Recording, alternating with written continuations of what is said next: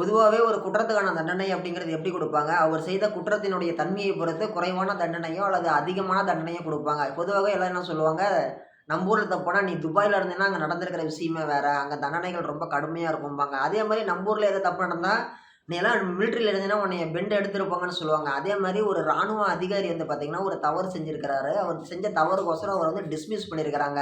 அவருக்கு போய் சேர வேண்டிய பென்ஷன்லாம் கட் பண்ணியிருக்கிறாங்க. அவரு செஞ்ச குற்றம் என்ன? அவரு என்ன தவறு செஞ்சாரு? அவரு வேலைய விட்டே தூக்குற அளவுக்கு அவரு என்ன ஒரு தவறு செஞ்சாருன்னு சொல்லி பார்த்தீங்க அப்டின்னா, அவருடைய பேர் வந்து பார்த்தீங்கன்னா, சாமுவேல் கமலேஷ். அவர் வந்து பார்த்தீங்கன்னா 2017ஆம் ஆண்டு வந்து பார்த்தீங்கன்னா, இந்திய ராணுவத்தோடைய நம்ம இந்தியன் ஆர்மில வந்து பார்த்தீங்கன்னா, குதிரைப்படை பிரிவுன்னு ஒரு பிரிவு இருக்குது. அந்த குதிரைப்படை பிரிவுல வந்து பார்த்தீங்கன்னா, அவர் வந்து போய் சேர்றாரு, பணியில சேர்றாரு. சேர்ந்தவாட்டி சில நாட்கள், சில மாதங்கள் கழிச்சு இப்போ வந்து பார்த்தீங்கன்னா, அவர் வந்து ஒரு தளபதி ரேஞ்சுல இருக்கிறாரு. அப்படி ஒரு தளபதி ரேஞ்சுல இருக்கும்போது என்ன பண்றாங்க, பொதுவாகவே குதிரை படையில வந்து பார்த்தீங்கன்னா, வீக்லி ஒன்ஸ் ஓகேங்களா? அல்லது மந்த்லி ஒன்ஸ் வந்து பார்த்தீங்கன்னா, அவங்க வச்சிருந்து பராமரிக்கக்கூடிய குதிரைகள வழிபாட்டு முறைகளுக்கோசரம் கொண்டுட்டு போவாங்க. வழிபாட்டு முறைகளுக்கோசரம் கொண்டுட்டு போயி வழிபாடு செய்வாங்க. குதிரைகள் ஆரோக்கியமா இருக்கணும். குதிரைகள வச்சிருக்கக்கூடிய ஆளுங்களும் நல்லா இருக்கணும். எல்லாருமே ஒரு மாரி வெல்த்தியா இருக்கணும், ஹெல்த்தியா இருக்கணும். ஒரு பாசிட்டிவா இருக்கணுங்கிறதுக்கோசரம், ஒரு சில மதம் சார்ந்த சடங்குகள், ஒரு சில பூஜைகள் அப்படிங்கிறது செய்வாங்க. அப்படி செஞ்சுட்டு இருக்கும்போது, நம்மளுடைய சாமுவேல் கமலேஷ் என்ன பண்றாரு, இந்த கோவிலுக்கு போவாராம். கோவிலுக்குள்ளாடி போவாராம். அந்த கோவிலுக்குள்ளாடி அந்த பூஜை நடக்கக்கூடிய டைம்ல இவரு போய் வெளியில நின்னுக்குவாராம். கேட்டா, "நான் வந்து ஒரு கிறிஸ்தவ மதத்த சேர்ந்த ஒரு நபர். எனக்கு வந்து அதில ஈடுபாடு கிடையாது. ஸோ நான் வந்து அந்த மாரி நான் பண்ண மாட்டேன். எனக்கு அதில விருப்பம் இல்ல.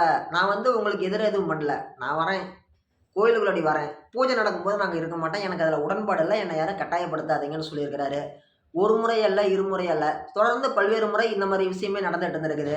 இப்டி நடந்துட்டு இருந்த உடனே கூட இருக்கிற ஆளுங்கலாம் வந்து பார்த்தீங்கன்னா, இவரு செய்யக்கூடிய செயல பார்த்து ரொம்பவே கோவப்பட்டுருக்கிறாங்க.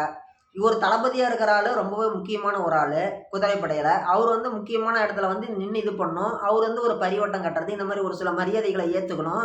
ஆனா, இவரு வந்து அவமதிச்சுட்டு போறாரு. நம்மளுடைய மதம் சார்ந்த நம்பிக்கைகள இவரு வந்து ரொம்ப அலட்சியப்படுத்துறாரு. ஸோ, இது வந்து ரொம்பவே தவறான செயல். இவர நம்ம சும்மா விடக்கூடாதுன்னு சொல்லிட்டு என்ன பண்றாங்க, ஆளாளுக்கு ஒவ்வொருத்தரும் அவங்கவங்களால முடிஞ்ச நேரத்துல, இவருக்கு மேலதிகாரிகள்ட்ட ஒவ்வொருத்தரும் போய் காதுல போட்டு போட்டு வைக்கிறாங்க.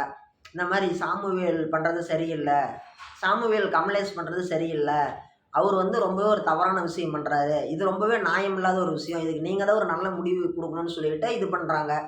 இந்த விஷயம்லாம் ஒரு நாள் முத்தி போகுது. முத்தி போய் ஒரு இடத்துல வந்து என்ன பண்றாங்க, கூப்பிட்டு விசாரிக்கிறாங்க சாமுவேல் கமலேஷ. "என்னப்பா நீ இந்த மாரி சாமி கும்பிட போனா போ மாட்டேங்கிறியாம். கேட்டா நான் கிறிஸ்டின்னு சொல்லி பாகுபாடு பார்க்குறியாம். மத்தவங்களுக்கூட பிரிவினைய ஏற்படுத்துறியாம்" அப்படின்னு சொல்லிட்டு அடுக்கடுக்கான குற்றச்சாட்டுகள வச்சிருக்கிறாங்க. பதிலுக்கு சாமுவேல் கமலேஷ் என்ன சொல்லியிருக்கிறாரு, ஒரு தளபதியா இருக்கிறவரு, "நான் வந்து யாரையும் பாகுபாடோட பார்க்கலைங்க. நான் வந்து சாமி கும்பிட மாட்டேன். எனக்கு அதில உடன்பாடு கிடையாது. பூஜை நடக்கும்போது மட்டும் நான் வெளியில வந்துருவேன். மித்தபடி குதிரைகள நல்ல முறையில நான் பராமரிச்சுக்கிட்டேன். மீதி எல்லாமே நான் கரெக்ட்டா பண்ணிட்டேன். நான் செய்த செயல்ல, நான் செஞ்ச வேலையில ஏதோ குறைபாடு இருந்தா சொல்லுங்க. அல்லது என்னுடைய செயல்ல ஒழுங்கீனமானது எதா இருந்தா சொல்லுங்க. அல்லது தேசத்துக்கு எதிரா நான் எதா பண்ணியிருந்தேன்னா சொல்லுங்க. இதையெல்லாம் விட்டுட்டு, சாமி கும்பிட போல அப்படின்னு சொல்லி என் மேல குறை சொல்லாதீங்க. அதனால ஏத்துக்க முடியாதுன்னு சொல்லி தன்னுடைய ஹையர் ஆஃபீசியர்ஸ் ஓகேங்களா? தன்னுடைய உயர்மட்ட அதிகாரிகள பார்த்து சாமுவேல் கமலேஷ் தளபதி அவர் வந்து பார்த்தீங்கன்னா, அ ஒரு கருத்து வெளியிட்டிருக்கிறாரு. அத வெளியிட்ட உடனே, "நீ எப்படி உயர்மட்ட அதிகாரிகளே எதிர்த்து பேசலாம்? நாங்க உன்ன இன்னையிலேருந்து டிஸ்மிஸ் பண்றோம்ன்னு" சொல்லி அவர வேலைய விட்டே தூக்கியிருக்கிறாங்க. வேலைய விட்டு தூக்குன உடனே வந்து பார்த்தீங்கன்னா, இவர் வந்து கோர்ட்ல கேஸ் போடுறாரு. கோர்ட்ல கேஸ் போட்ட உடனே சூரியகாந்த் ஜட்ஜு, அவருக்கு முன்னாடி விசாரணைக்கு வருது. விசாரணைக்கு வரும்போது என்ன பண்றாங்க, அவங்கலாம் விசாரிச்சு பார்த்துட்டு, ஓகே. ஒரு தளபதியா இருக்கிறவரு தன்னுடைய போட்டிருக்கக்கூடிய ராணுவ உடைக்கு தான் மரியாதை குடுக்கணும். மதம் சார்ந்த விஷயங்களுக்கு முக்கியத்துவம் குடுக்கக்கூடாது. நீ வந்து இந்த மாரி இந்துக்கள், கிறிஸ்டியன்ஸ்ன்னு சொல்லி பிரிச்சு பார்த்தது தப்புதாப்பா. அதனால அவங்க உன்ன வேலைய விட்டு தூக்குனது சரிதான் அப்படின்னு சொல்லிட்டு, அவர வேலைய விட்டு டிஸ்மிஸ் பண்ணத கன்ஃபார்ம் பண்றாங்க. அப்ப அவரு என்னங்கிறாரு, மதம் சார்ந்து செயல்படக்கூடாதுன்னு நீங்க சொல்றீங்க. அப்புறம் ஏன் இந்துக்கள் மதம் சார்ந்த ஒரு சில கோவில்கள் மட்டும் நீங்க வந்து ராணுவத்துல வச்சிருக்கிறீங்க. ஏன் சர்ச் வைக்கல? ஏன் தர்கா வைக்கல? ஏன் நாங்கலாம் இந்தியாவுல இல்லையா? நாங்கலாம் இந்தியாவுடைய மக்கள் இல்லையா? ஏன் நீங்க வந்து ஒரு தரப்பினருக்கு மட்டும் பாரபட்சமா செயல்படுறீங்கன்னு சொல்லிட்டு அவர் பதிலுக்கு கொஸ்டின் எழுப்பியிருக்கிறாரு. அப்படி ஒரு கொஸ்டின் எழுப்பியிருக்கும்போது, நெறைய பேருக்கு வந்து பார்த்தீங்கன்னா, பொதுவாகவே நம்ம ஊர்ல கேள்வி கேட்டாலே பிடிக்காது இல்லைங்களா? அதே மாரி ஒரு தளபதியா இருக்கிறவர் தன்னுடைய ஹையர் ஆஃபீசர்ஸ பார்த்தும், அதே மாரி கோர்ட்ல இருக்கக்கூடிய ஜட்ஜுங்கள பார்த்து கேள்வி கேட்டதும் யாராலயுமே ஏத்துக்க முடியல.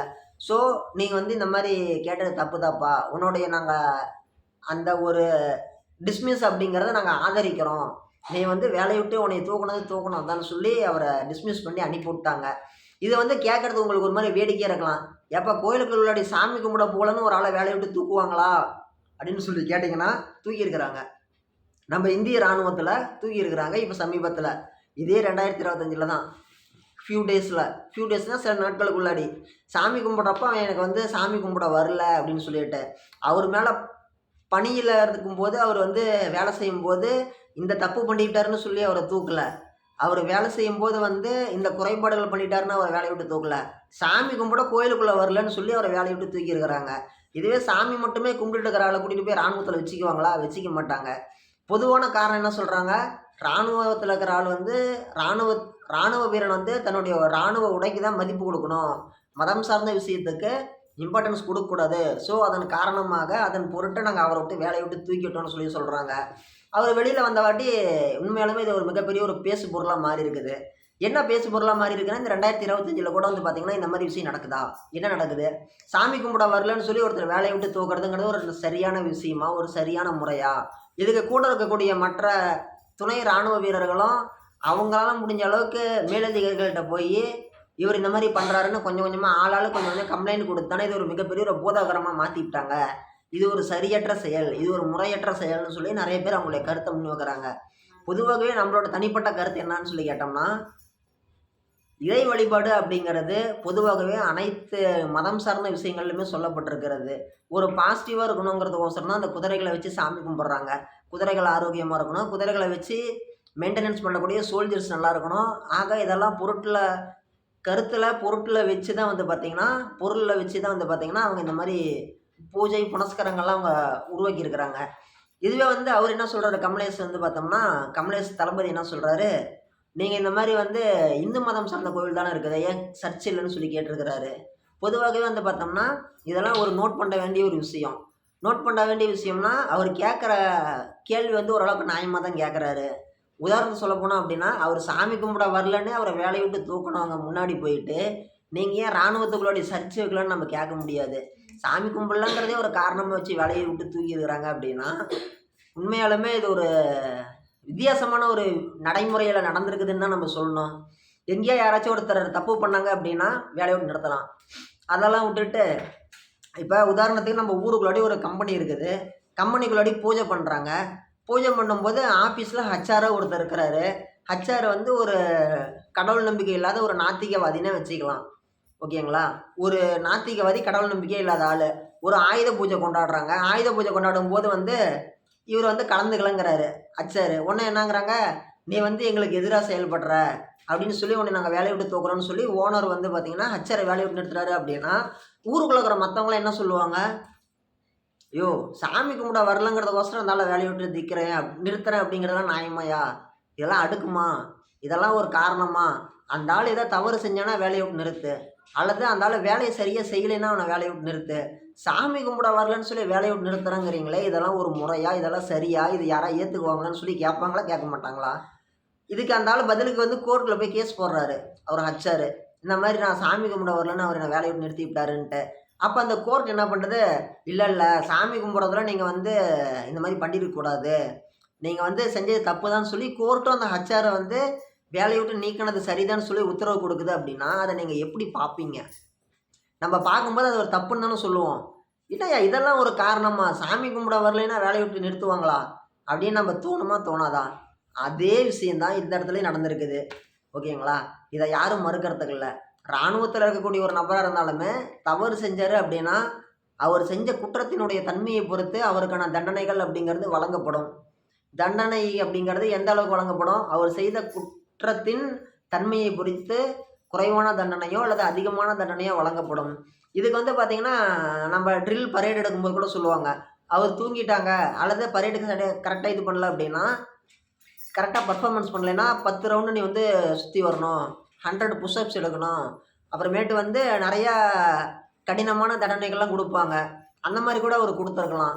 ஓகேங்களா? அதையெல்லாம் விட்டுவிட்டு நீ சாமி கும்பிடவே வரல, நீ வந்து எங்களை ரொம்ப அவமானப்படுத்திட்டான்னு சொல்லி அவரை வேலையை விட்டு நீக்கிட்டாங்க அப்படிங்கிறது உண்மையிலே நம்ம வாழக்கூடிய காலத்தில் இந்த மாதிரி விஷயங்கள் நடக்குது அப்படிங்கிறத நம்ம தெரிஞ்சிக்க வேண்டிய ஒரு விஷயம். ஓகே, நம்மளை சுற்றி இதெல்லாம் நடக்குதா அப்படின்னு சொல்லிட்டு சின்ன சின்ன தப்பு கூட பெரிய பெரிய தண்டனை அப்படிங்கிறது ராணுவத்துல கிடைக்கும்பாங்க. ஆனா ஒருத்தர் சாமி கும்பிட வரல அப்படின்னு சொல்லி அதையே காரணமா வச்சு அவர வேலைய விட்டு தூக்கியிருக்கிறாங்க.